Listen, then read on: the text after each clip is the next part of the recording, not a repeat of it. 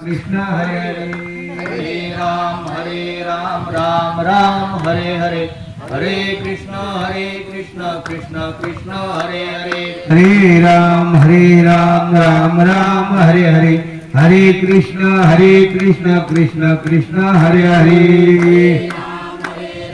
राम राम हरे कृष्ण कृष्ण कृष्ण हरे हरे हरे राम राम राम हरे हरे हरे कृष्ण कृष्ण कृष्ण हरे हरे राम राम हरे हरे हरे कृष्ण कृष्ण कृष्ण हरे हरे हरे राम राम हरे हरे हरे कृष्ण कृष्ण कृष्ण हरे हरे राम राम हरे हरे हरे कृष्ण कृष्ण कृष्ण हरे हरे कुंडली कवरदेव हरिठळ श्री नामदेव तुकाराम भगवान की जय। माऊली ज्ञानेश्वर महाराज की जय। गोपाल कृष्ण भगवान श्री कृष्ण गोविंद हरे मुरारी हे नाथ नारायण वासुदेव श्री कृष्ण गोविंद हरे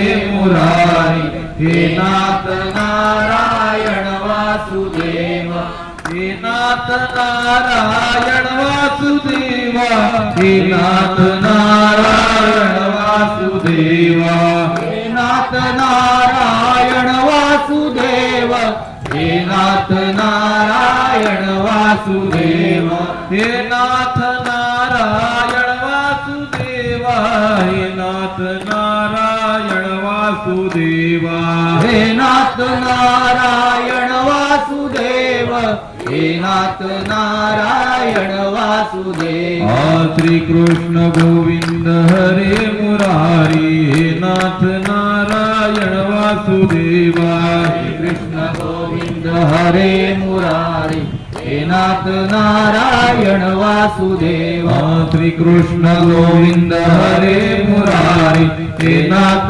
नारायण वासुदेवा कृष्ण गोविंद हरे मुरारी हे नाथ नारायण वासुदेव पुंडलीक विठ्ठल श्री ज्ञानदेव तुकाराम पंढरीनाथ भगवान की जय। माऊली ज्ञानेश्वर महाराज गोपाल कृष्ण भगवान की जय। सद्गुरु काशीनाथ महाराज केदारनाथ भगवान की जय। बजरंगबली की हर हर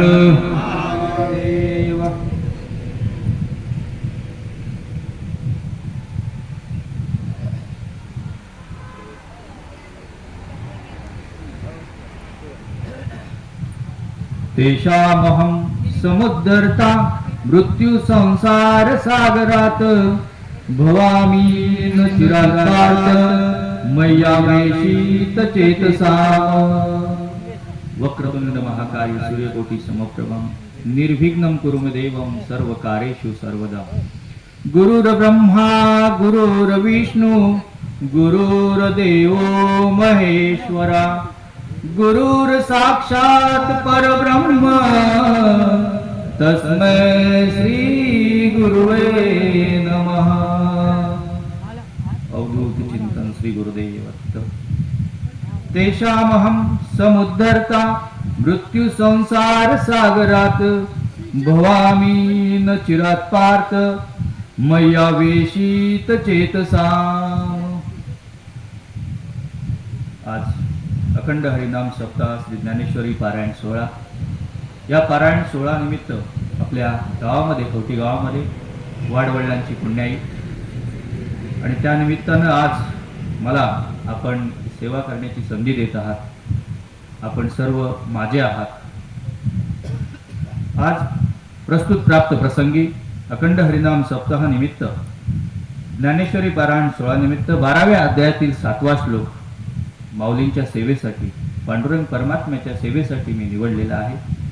या श्लोक मध्ये तेषामह समुद्धर्ता मृत्यू संसार सागरात भवामी न चिरात पार्थ मय्या वेशीत चेतसा।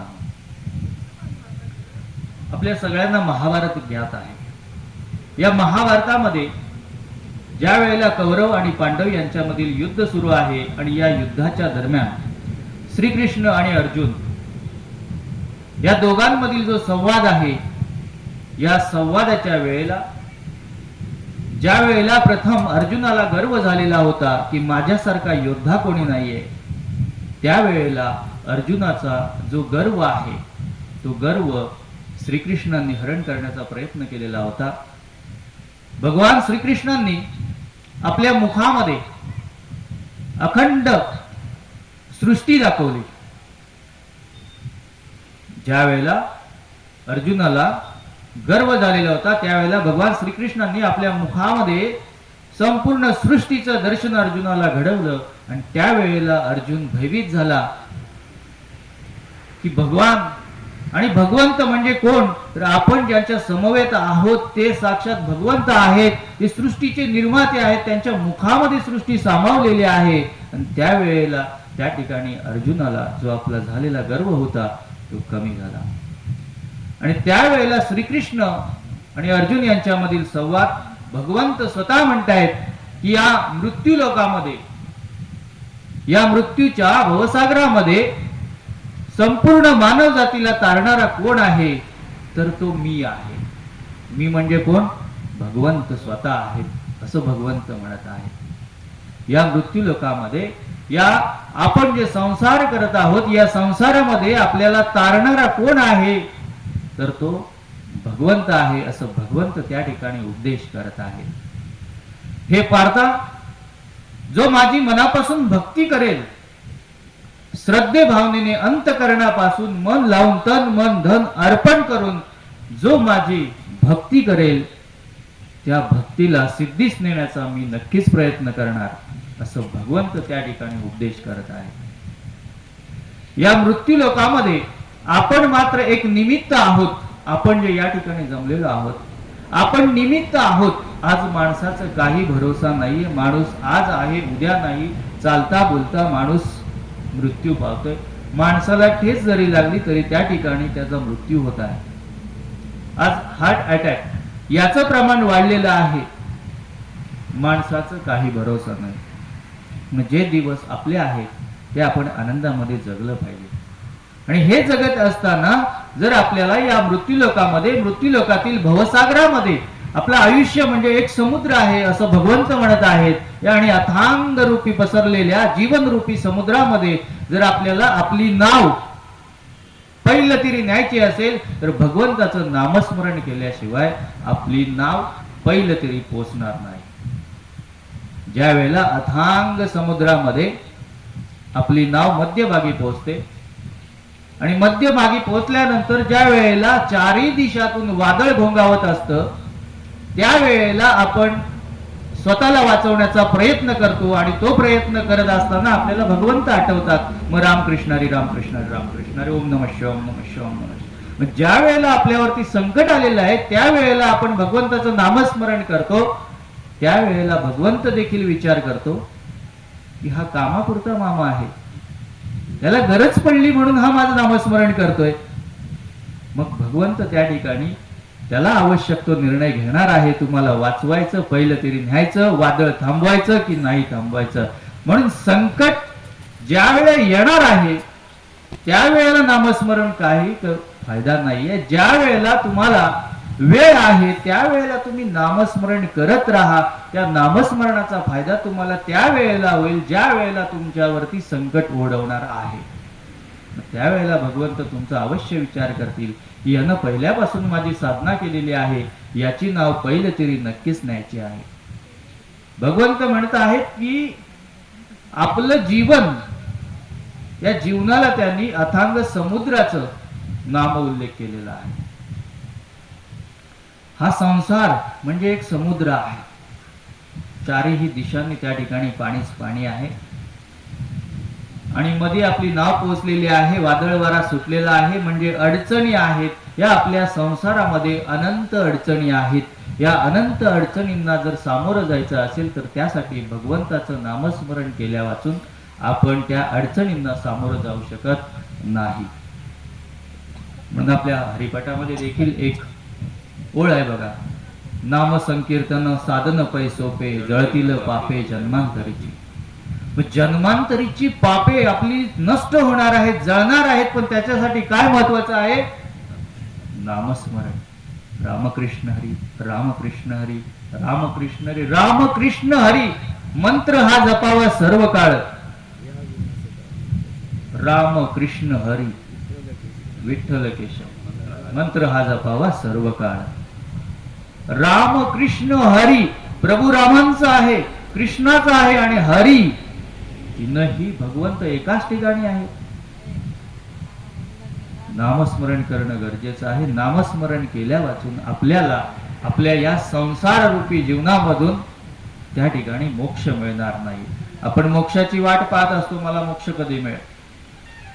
काही जण वयोवृद्ध झालेले आहेत, अंथरुणावरती लोळत आहेत, भगवंताजवळ मरण मागतायत की मला मरण द्या. भगवंत देणार आहे का हो तुम्हाला मरण? ज्या वेळेला तुमचं जे विधी लिखित आहे, जन्म आणि मृत्यू, जन्माला येतात त्यावेळेला आपल्याला माहिती असतं का आपण जन्माला येणार आहोत? नाही. मृत्यू कधी होणार आहे आपल्याला माहित आहे का? आपलं मृत्यू कधी होणार आहे? नाही. मग या जन्म आणि मृत्यू मधील जे अंतर आहे त्याचंच नाव जीवन आहे आणि जीवनाचं दुसरं नाव म्हणजे संघर्ष आहे. या जीवनामध्ये आपल्याला प्रयत्न केले पाहिजे आणि प्रयत्न करत असताना जर प्रार्थनेची जोड असेल तर आपलं जीवन नक्कीच यशस्वी होणार आहे. फक्त भगवंत म्हणतात की माझं नामस्मरण करा, म्हणजे भगवंत असं नाही म्हणत की फक्त माझं नामस्मरण करत राहा. नामस्मरणामध्ये आजच्या युगामध्ये जर तुम्ही प्रयत्न केला, तुमचं जे ध्येय आहे त्या ध्येयापर्यंत जर तुम्हाला पोहोचायचं असेल तर त्यासाठी भगवंताच्या नामस्मरणाबरोबर तुम्हाला त्या ठिकाणी प्रयत्न देखील करणं गरजेचं आहे. आपण निमित्त आहोत. आज मी जरी या ठिकाणी बसलेलो असलं, मला जो अहंकार आहे की मी बोलतोय, तो माझा अहंकार पूर्णपणे चुकीचा आहे. मी बोलत नाही. भगवंत माझ्या मुखातून, हे जसं ज्ञानेश्वर माऊलींनी रेड्याच्या मुखातून वेद वदविले होते, साळुंकी मंजुळे बोलत असेवानी शिकविता धनी वेगळा. शिकविता धनी कोण आहे? वेगळाच आहे. तो पांडुरंग परमात्मा आहे. तोच आपली सेवा घडवून नेणारा आहे. आपण फक्त निमित्त आहोत.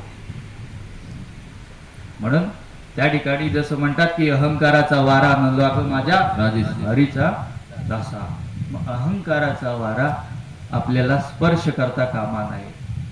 आपलं हृदय हे अत्यंत नाजूक आहे. नाजूक आहे ना?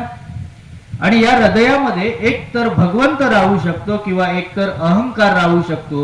दोन्हीही एका ठिकाणी राहू शकत नाही. अहंकार असेल तर भगवंत राहणार नाही. आणि भगवंताचं नामस्मरण जर तुम्ही अंतःकरणापासून करत असाल तर नक्कीच अहंकार तुमचा जळून राख झाल्याशिवाय राहणार नाही. आणि संसारामध्ये जे तुम्हाला ध्येय प्राप्त करायचं आहे ते ध्येय त्या ठिकाणी प्राप्त झाल्याशिवाय राहणार नाही. हे संसार आपण म्हणतो. संसार म्हणजे काय आहे? हा एक मोहजाल आहे जो भगवंताने निर्माण करून ठेवलेला आहे. याच्यामध्ये जो अडकला तो अडकला. क्या लेके आए थे क्या लेके जाओगे, खाली हात आए थे खाली हात लौट जाओगे. काय घेऊन आलोय आपण? काही घेऊन नाही आलेलो. पण नेणार काय आहोत? काही नेणार नाही आहोत. अग्नी दिल्यावरती जी आपली राख होणार आहे ती राख देखील त्या ठिकाणी आपले घरातले घेऊन जाणार आहेत आणि दुसऱ्या दिवशी अस्थि विसर्जन करणार आहे. ती देखील शिल्लक राहणार नाही. 12 दिवस दुःख करणार, वर्षभर फोटो लावणार आणि त्यानंतर काय आहे? सगळेजण आपापल्या कामाला लागणार आहे. म्हणून या मृत्यू लोकामध्ये जर आपल्याला तारणारा कोण असेल तर तो भगवंत आहे, असं भगवंत स्वतः म्हणत आहेत. भगवंत म्हणतात की मी माझ्या भक्तांना तारणारा आहे. पण केव्हा तारणार आहे? जर भक्तांनी माझं नामस्मरण केलं तरच त्या ठिकाणी मी माझ्या भक्तांना तारणारा आहे. या 12व्या अध्यायातील हा जो 7वा श्लोक आहे हा भक्ती मार्गातील आहे. भक्ती पांडुरंग परमात्म्याच्या प्रती, भगवंत श्रीकृष्णाच्या प्रती, प्रभू रामांच्या प्रती तुमची भक्ती कशी आहे त्यावरती तुम्हाला साध्य काय करायचं आहे ते भगवंत ठरवत असतात. या श्लोकाचं उदाहरण देत असताना मी थोडस विषयांतर करतो आणि रामायणाकडे आपण वळूया. 22 जानेवारीला अयोध्येमध्ये प्रभू रामांची प्राण प्रतिष्ठापना झाली. किशोरवयीन अवस्थेतील प्रभू रामांची मूर्ती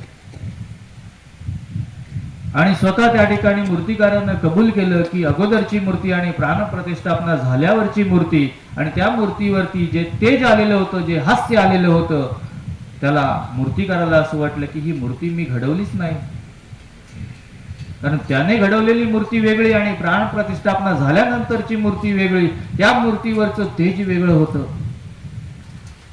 मग हे तेज आलं कुठून? मूर्तिकाराला जो अहंकार झालेला होता की माझ्यासारखी मूर्ती कोण बनवूच शकणार नाही, तो देखील अहंकार भगवंताने त्याचा जाळून टाकला.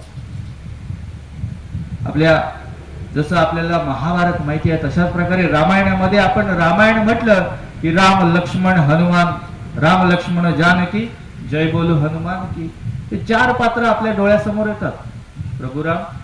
प्रभू रामांची धर्मपत्नी माता सीता, त्याचबरोबर भाऊ लक्ष्मण आणि हनुमान. याच्याही व्यतिरिक्त जर तुम्हाला त्या ठिकाणी आजच्या दिवशी जर उपदेश करायचं झालं किंवा जो बोध मला झालेला आहे प्रमाणाच्या अनुसार, तो बोध मी तुम्हाला सांगण्याचा प्रयत्न करतो की भरत राजा, भरत आणि प्रभुराम भाऊ. तर रामायण कसं घडलं हे देखील आपल्याला माहित आहे. राजा दशरथ ज्या वेळेला युद्धाच्या वेळेला अडचणीत सापडलेले होते, त्यांच्यावरती वार होणार होता आणि त्यावेळेला माता कैकेयीने त्यांना वाचवलेलं होतं. आणि त्यावेळेला दशरथ राजांनी सांगितलेलं होतं की तुला जे हवंय ते माग, मी वचनपूर्ती करतो. परंतु मातेनं कैकेयीने त्यावेळेला सांगितलं की ज्या वेळेला वेळ येईल त्यावेळेला मी अवश्य वचन जो आहे तो वचनपूर्ती करून घेईन. अयोध्येमध्ये संपूर्ण अयोध्या सजलेली आहे. प्रभू राम राजा होणार, सर्व प्रजा सुखी आहे, समाधानी आहे, आनंदी आहे. प्रजेला वाटलं की आपला राम, अंतःकरणातला राम आहे, तो राम अयोध्येचा राजा होणार. सगळीकडे दिव्यांची रोषणाई होती, हार तुरे मंडप सजलेले होते आणि ऐन रात्रीमध्ये निर्णय बदलला. एक निर्णय, माता कैकेयी दशरथांच्या शयनकक्षामध्ये गेली आणि सांगितलं की तुम्हाला त्यावेळेला मी वाचवलेलं होतं, त्यावेळेला तुम्ही माझं मागणं पूर्ण करणार होतात. आज मी तुम्हाला तो वचन मागत आहे, तो वचनपूर्ती तुम्ही त्या ठिकाणी केली पाहिजे. आणि तिनं जे मागणं मागितलं त्यावेळेला दशरथ राजांच्या पायाखालची जमीन सरकली. सांगितलं की प्रभुराम अयोध्या सोडून वनवासाला 14 वर्ष वनवासाला जातील आणि भरत म्हणजे कैकेयीचा पुत्र भरत राजा सिंहासनावर रूढ होईल. पर या संदर्भातील कल्पना भरतला नव्हती. एवढंच काय की ज्या वेळेला दशरथ राजा मृत्यू पावले त्यावेळेला देखील कैकेयी मातेने भरत राजांना सांगितलं नव्हतं की पित्याचं मृत्यू झालेला आहे. भरत राजाला बाहेरून समजलं की आपले पिता मरण पावलेले आहे. किती यातना भरत राजाला सहन कराव्या लागल्या असतील. बरं, ज्या वेळेला भरत राजांना समजलं की अयोध्या सोडून प्रभू रामांना वनवासाला जावं लागणार आहे, प्रभू राम वनवासाला गेले, भरत राजा त्याचं अंतकरण भावुक झालं, डोळ्यातून अश्रूंच्या धारा वाहू लागल्या. आणि त्यावेळेला भरताने निर्णय घेतला की माझ्या बंधूला प्रभुरामांना आणायला मी वनवासामध्ये त्या ठिकाणी जाणार आणि परत घेऊन येणार. भरत राजांनी निश्चय केला आणि हा निश्चय ज्या वेळेला भरत राजांनी केला त्यावेळेला स्वर्ग लोकातून सर्व देव पाहत आहेत. देव भयभीत झाले की आता कुठे रामायण सुरू होणार आहे. कारण वाल्मिकी ऋषींनी जे रचित रामायण लिहिलेलं आहे ते रामायण त्या पद्धतीनेच घडलं पाहिजे होतं. आणि जर या ठिकाणी भरत राजा वनवासामध्ये गेले आणि प्रभू रामांना परत घेऊन आले तर पुढचं रामायण घडणारच नाही. देव भयभीत झाले की काय करावं. त्यावेळेला देवांनी सरस्वतीला सांगितलं की तू भरत राजाची बुद्धी भ्रमित कर, जेणेकरून भरत राजा वनवासामध्ये जाणार नाही आणि प्रभू रामांना घेऊन येणार नाही. सरस्वतीने मंथरेची बुद्धी भ्रमित केली. सरस्वतीने माते कैकेयीची बुद्धी भ्रमित केली. परंतु सरस्वती माता देवांना म्हणाली की भरत राजाची बुद्धी मी भ्रमित करू शकत नाही, कारण जरी मी प्रयत्न केले तरी भरत राजाची बुद्धी ही माझ्याकडून भ्रमित होणार नाही. भरत राजा वनवासामध्ये जाणार आणि प्रभू रामांना परत घेऊन येण्याचा नक्कीच प्रयत्न करणार. भगवंत आपण आपला निर्णय घ्यावा. त्यावेळेला भरत राजा सर्वांना घेऊन वनवासामध्ये गेले. वनवासामध्ये निघालेले आहेत आणि ज्या वनवासाला गेल्यानंतर प्रभू राम ज्या भरद्वाज आश्रमामध्ये थांबलेले होते आणि त्या भरद्वाज आश्रमामधून पुढे गेले. भरत राजा ज्या वेळेला प्रभू रामांना शोधत शोधत आले आणि पहिली रात्र भरत राजा कुठे आश्रय घेतला असेल तर तो भरद्वाज आश्रमामध्ये, जिथे प्रभू राम थांबलेले होते. भरद्वाजांना त्या ठिकाणी प्रश्न पडला की आता काय करायचं. बरं, रात्रीची झोप घेतली, सकाळी उठले भरत राजा आणि भरत राजा चिंतित होते. भरद्वाजांनी भरद्वाज जिथे आश्रम होतं त्या आश्रमाचे प्रमुख भरद्वाज यांनी प्रभू भरतांना प्रश्न विचारला की भरत, आपण चिंतित आहात, चिंतित असण्याचं कारण काय. भरद्वाज महर्षींनी भरतला विचारलं की आपण चिंतित असण्याचं कारण काय. त्यावेळेला भरतने सांगितलं की माझ्या चिंतेचं कारण कोण आहेत. प्रभुराम, माझा भाऊ वनवासाला आलेला आहे. माता कैकेयीने त्यांना वनवास भोगायला लावलेला आहे आणि मी अयोध्येचा राजा कसा बनू. ही भरतची कल्पना आणि किती थोर विचार आहेत बघा. बरं, सगळं काही फुकट मिळतंय तरी देखील सिंहासनावर आरूढ झाले नाहीत असे भरत होते. बरं, त्या ठिकाणाहून निघत असताना भरत राजांनी भरद्वाजांना पुन्हा प्रश्न केला की मी आज प्रभू रामांना या ठिकाणी वनवासामध्ये आणायला आलेलो आहे. प्रभुराम माझ्यावर नाराज तर नसतील ना. प्रभुराम माझं ऐकतील का, अयोध्येत परत येतील का. त्यावेळेला भरद्वाज ऋषी महर्षी म्हणाले की प्रभू रामांचं तुमच्यावर किती प्रेम आहे मला ज्ञात नाही, परंतु जो घडलेला प्रसंग आहे तो प्रसंग मी तुम्हाला सांगतो. त्यावेळेला ज्या वेळेला प्रभू राम गंगा नदी पार करणार होते आणि स्वस्तिमोचन मंत्र उच्चारित करणार होते, त्यावेळेला एक श्लोक होता. त्यामध्ये नाम उल्लेख झाला की भरत खंडे, असं स्वस्तिमोचन, हातावरती गंगाजल आहे, आरतीची थाळी आहे आणि श्लोक उच्चारित केलं जात आहे. आणि त्यामध्ये नाम उल्लेख होता की भरत खंडे.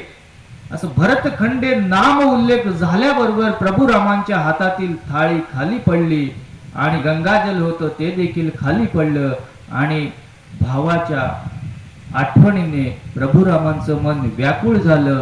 अश्रूंच्या धारा वाहू लागल्या. हे होतं प्रभुराम आणि भरत यांच्यामधील प्रेम. आणि त्यानंतर मग पुढची वाटचाल सुरू झाली.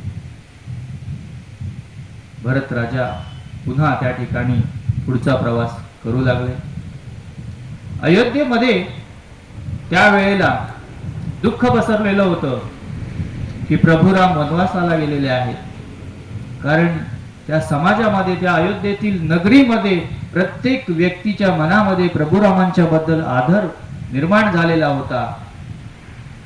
आणि त्यानंतर पुढे जात असताना प्रभुराम ज्या वेळेला वनवासाला निघालेले आहेत, वनवासाला जात असताना चित्रकूटमध्ये प्रभुराम पोहोचलेले आहेत आणि चित्रकूटमध्ये प्रभुरामांचं स्वागत करण्यासाठी वनदेवी अवतरलेली आहे.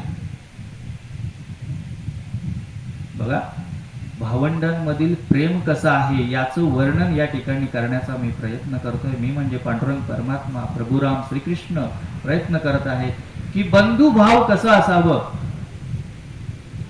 आणि त्यावेळेला चित्रकूटमध्ये अरण्यामध्ये वन देवी प्रभुरामांचं स्वागत करण्यासाठी अवतरलेली आहे की हे प्रभुराम. तिनं प्रभुरामांच्या पायाला स्पर्श केला, चरण स्पर्श केलं आणि म्हणाली की प्रभुराम मी आपली काय सेवा करू शकते. त्या ठिकाणी वन देवी प्रभुरामांना म्हणालेली आहे किंवा कारण साक्षात तिन्ही लोकांचा स्वामी माझ्या दरबारामध्ये आलेला आहे, चरण स्पर्श केलं आणि म्हणाले की मी तुमची काय सेवा करू. त्यावेळेला प्रभुराम त्या वन देवीला जे म्हणाले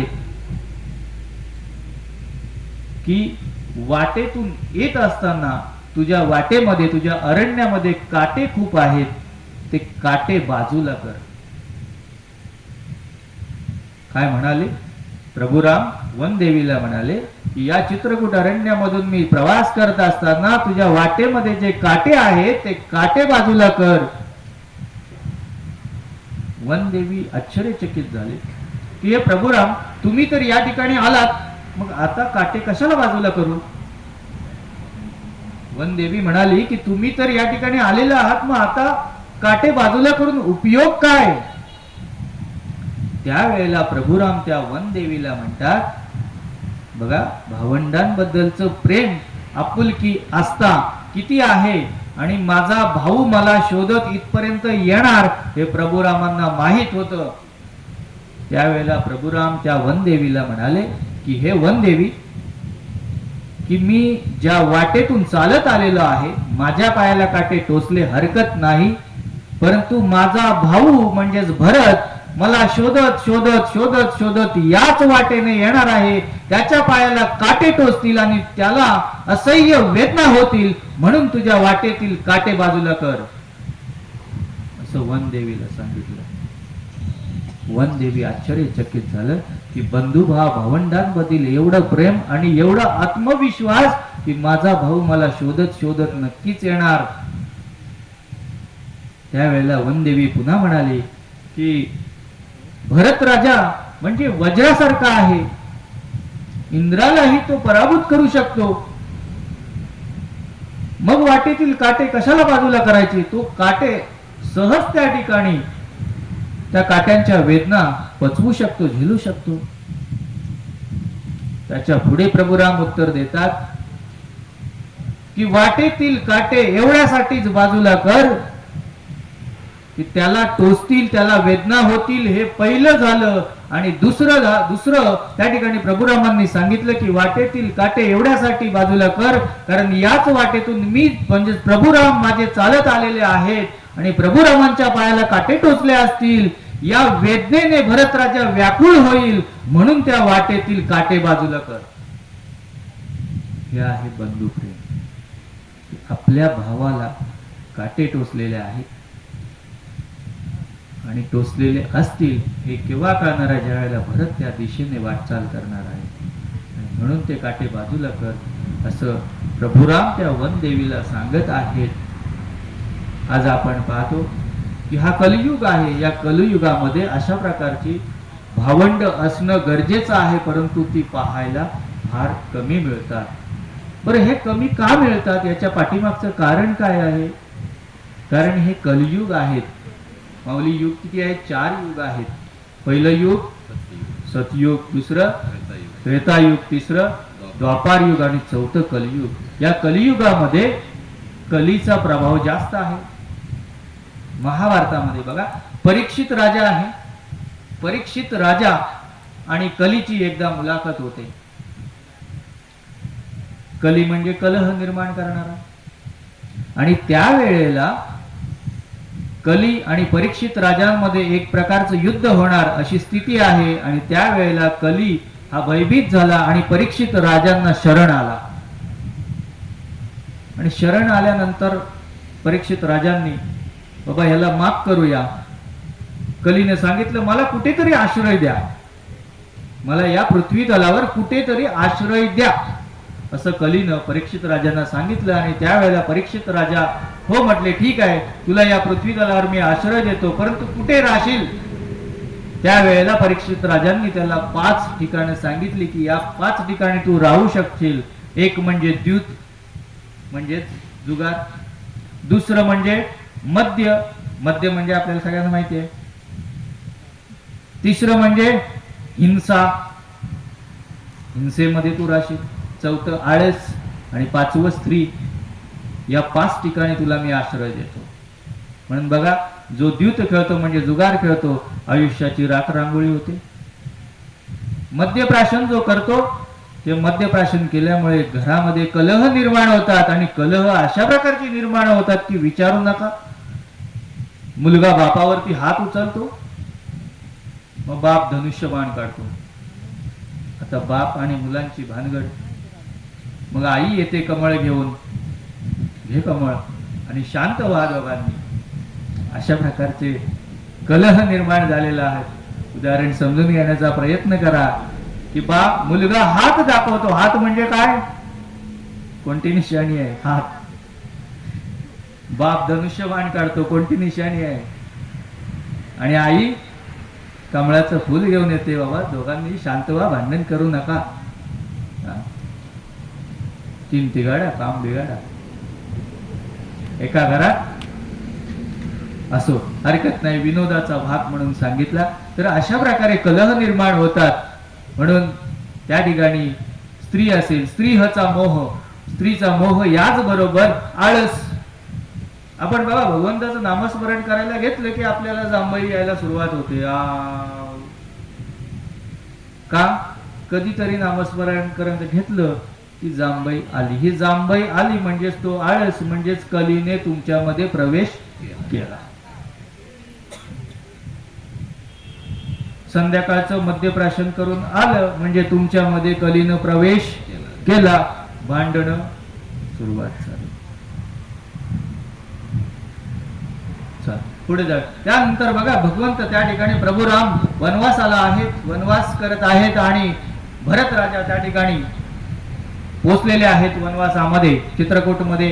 चित्रकूटच्या पुढे चालत चालत चालत ज्या ठिकाणी प्रभू राम थांबलेले आहेत त्या ठिकाणी भरत राजा सगळ्यांना घेऊन पोचलेले आहेत, आपल्या कुटुंबात समवेत पोचलेले आहेत. मग वशिष्ठ गुरु आहेत, तीनही माता आहेत, राजा दशरथ आहे, सासरे आहेत, जनक राजा आहे, सासू आहे, सगळे पोचलेले आहेत आणि प्रभू रामांना विनंती करत आहेत की अयोध्येमध्ये परत चला, अयोध्येमध्ये परत चला.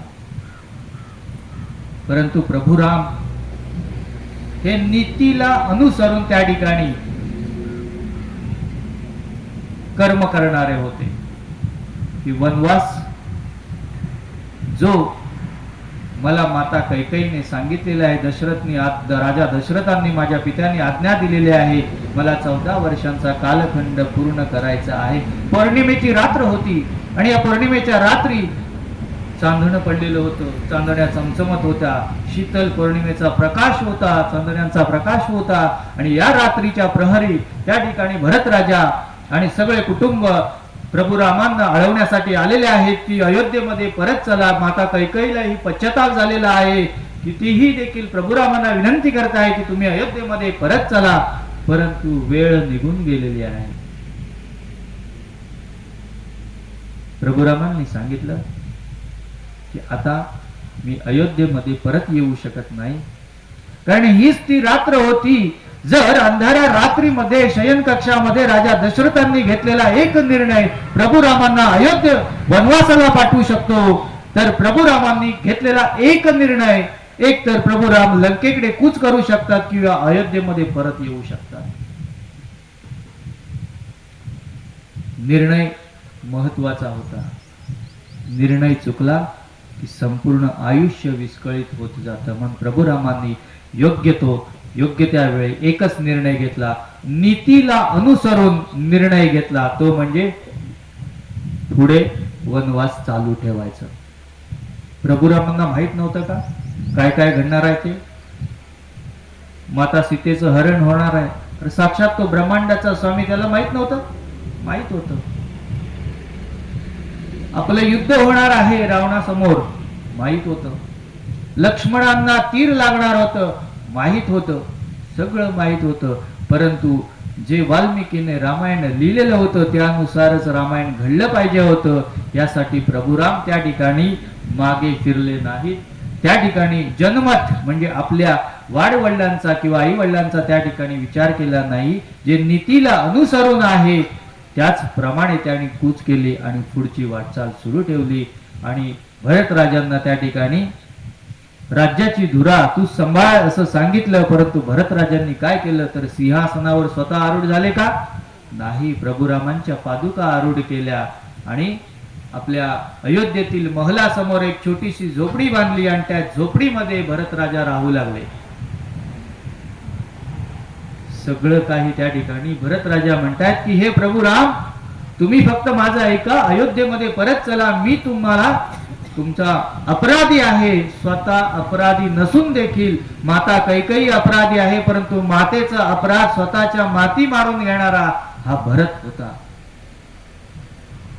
जो पश्चाताप मातेला व्हायला पाहिजे तो पश्चाताप भरतला होत आहे. आणि म्हणताय भरत राजा म्हणतायत की हे प्रभुराम, मला काही नको, मला फक्त तुम्ही पाहिजे. दोघांच्याही डोळ्यातून अश्रूंच्या धारा वाहत आहेत.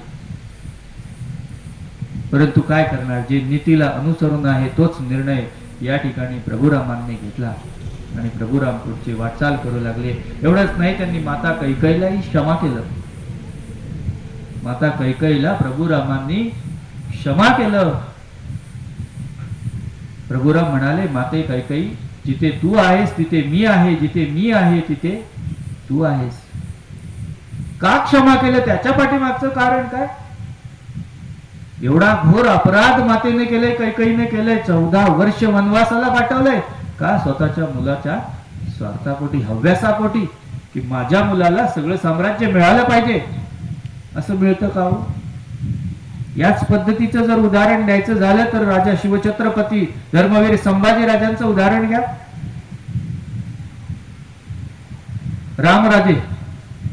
रामराजांना त्या ठिकाणी गादीवर बसवायचं म्हणून सोयराबाईंनी त्या ठिकाणी संभाजी राजांना पकडून दिलं. काय घडलं पुढं? राज्य मिळालं का? किती काळ टिकलं राज्य? नाही टिकलं. तशाच प्रकारे अयोध्येमधलं झालं. म्हणून स्वतःचा मुलगा आणि सावत्र मुलगा यामध्ये कधीही फरक करू नये. त्या ठिकाणी माता कैकेयीला क्षमा केलं. का क्षमा केलं? त्याच्या पाठीमागचं कारण की माता कैकेयी जरी चुकलेली असली तरी त्या ठिकाणी या अशा मातेच्या पोटी भरत राजासारखा एक पुत्र म्हणजेच रत्न जन्माला आला. अशा प्रकारचा रत्न जन्माला घालणारी जर माता अनेक अपराध करणारी असेल तरी देखील ते नीतीला नियतीला मान्य आहे असं प्रभुरामांनी सांगितलं आणि मातेला क्षमा मंत्र दिलं आणि परत पाठवलं. अशा प्रकारे त्या ठिकाणी प्रभुरामांनी सर्व आपल्या घरातील मंडळींना समजावलं की तुम्ही अयोध्येमध्ये परत जा. माझा 14 वर्षाचा वनवास पूर्ण झाला की मी नक्कीच त्या ठिकाणी अयोध्येमध्ये परत येणार. आणि त्याप्रमाणे 14 वर्षाचा कालखंड पूर्ण करून प्रभुराम अयोध्येमध्ये परत आले. आणि म्हणून आज संपूर्ण बघा विश्वामध्ये प्रभुराम राम राम, आपण कुठेही कोणताही मंत्र उच्चार करत असलो, रामकृष्ण हरी प्रभुरामांचं नामस्मरण आपण करत असतो. प्रभुराम म्हणजेच त्या ठिकाणी हे सगळे विष्णूचे अवतार आहेत. प्रभुराम म्हणा, श्रीकृष्ण म्हणा, पांडुरंग परमात्मा म्हणा, अखंड ब्रह्मांडाचे स्वामी आहेत. म्हणून यांचं नामस्मरण करणं फार महत्वाचं आहे, गरजेचं आहे. हे नामस्मरण करत असताना तन मन धन अर्पण करून आपण त्या ठिकाणी नामस्मरण केलं पाहिजे. तरच त्या ठिकाणी आपण एका पैलतीरावरून दुसरा पैलतीरी आपण पोचणार आहोत. तसं 12व्या अध्यायामध्ये हा जो 7वा श्लोक या ठिकाणी भगवंतांनी सांगितलेला आहे की तेषामहं समुद्धर्ता मृत्यू संसार सागरात भवामी न चिरात पार्थ मय्या वेशीत चेतसाम. या मृत्यू लोकामध्ये, या मृत्यूरूपी, या जीवनरूपी अथांग पसरलेल्या समुद्रामध्ये आपल्याला जर त्या ठिकाणी तारणारा कोण असेल तर त्या ठिकाणी तो भगवंत आहे, तो पांडुरंग परमात्मा आहे असं माऊली या ठिकाणी वर्णन करत आहेत. आणि म्हणून आपण सर्वांनी त्या ठिकाणी भगवंताचं नामस्मरण केलं पाहिजे. सकाळ असो संध्याकाळ असो आपण हा अखंड हरिनाम सप्ताह आपण घेत आहोत. ही अखंड वाडवडिलांनी सुरू करून दिलेली आपली संस्कृती आहे, संस्कार आहेत, आचार आहेत, विचार आहेत, ते आपण पुढे घेऊन जात आहोत. आणि हे पुढे घेऊन जात असताना हे टिकवणं आपल्या हाती आहे. आपण निमित्त आहोत, आपण फक्त सुरू करायचं आहे. सारं काही घडवून घेणारा तू आहे.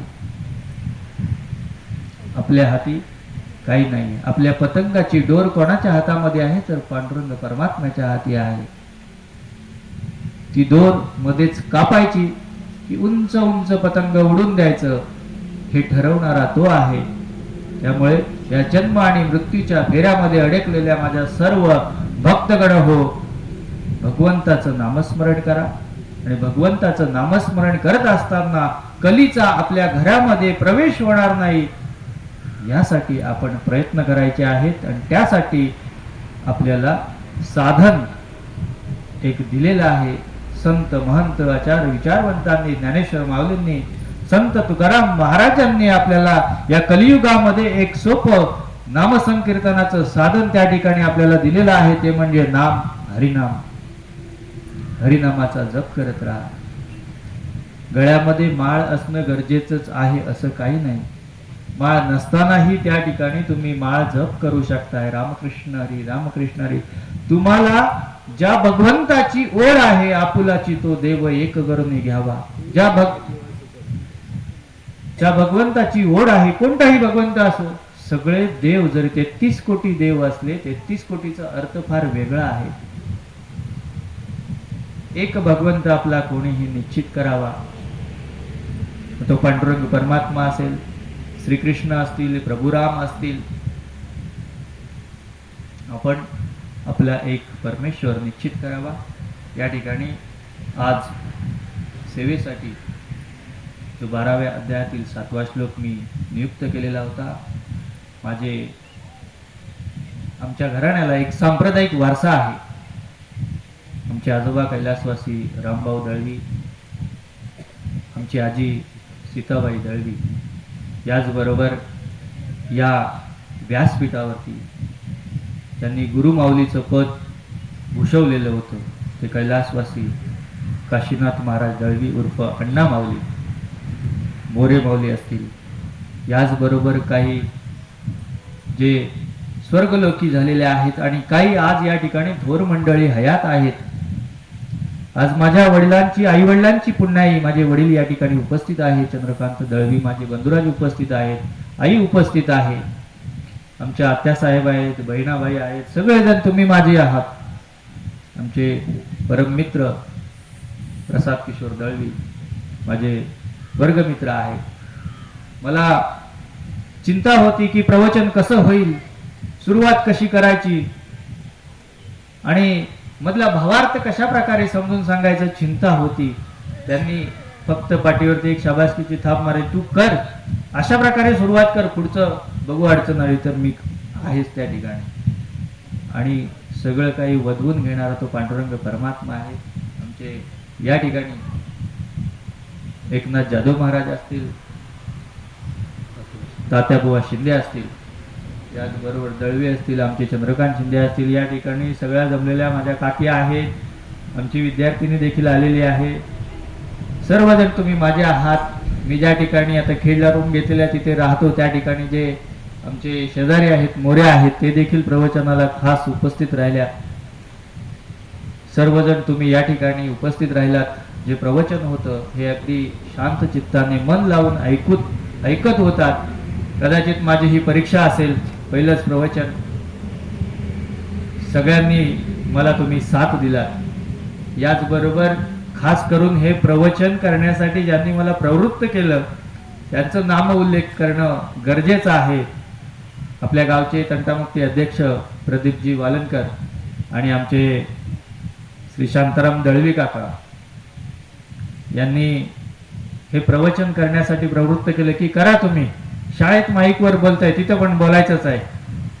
हो म्हणालो, पण तिथलं क्षेत्र थोडं वेगळं आहे, ते सांप्रदायिक क्षेत्र पडतं. आणि या सांप्रदायिक क्षेत्रामध्ये जर विषय घेतला आणि भावार्थ पटवून द्यायचं झालं तर सांप्रदायिक क्षेत्रामधीलच उदाहरणं द्यावी लागतील. शाळेतली उदाहरणं थोडी वेगळी असतात. तुम्ही करा धाडस, तयारी करा. ठीक आहे बोललं, करूया आपण. माऊलींना फोन करायचो, काय करू, कोणते श्लोक घेऊ, कसं घेऊ, कसं बोलायचं. ठीक आहे बोलले, मार्गदर्शन मिळालं.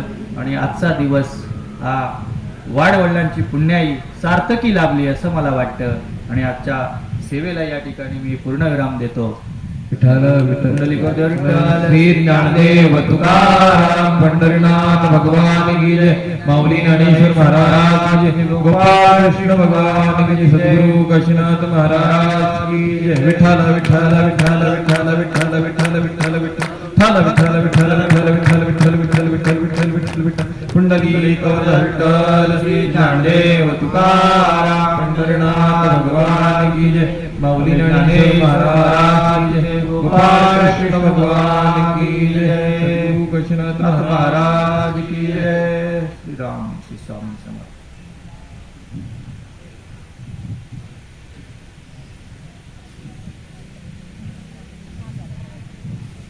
या ठिकाणी आजच्या पारायणाचा दुसरा दिवस आणि त्या